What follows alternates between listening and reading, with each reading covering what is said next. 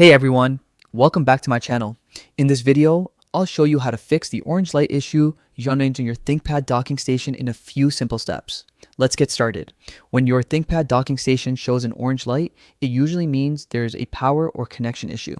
Here's how to fix it. First, disconnect your laptop from the dock completely.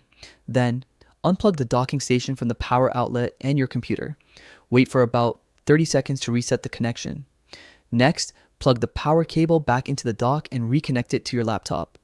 Make sure the power adapter is the correct one for your docking station, since using the wrong wattage can cause the orange light to appear. If the orange light is still showing, try updating your laptop's BIOS and dock firmware. You can download the latest updates from Lenovo's official support website. Also, check the USB-C or Thunderbolt cable for any damage or loose connections. Replacing the cable often fixes the problem.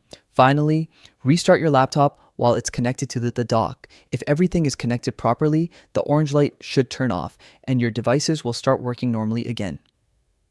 And that's it. That's how you can easily fix the orange light issue on your ThinkPad docking station in 2025. If this guide helped you, don't forget to like this video and subscribe for more quick tech fixes.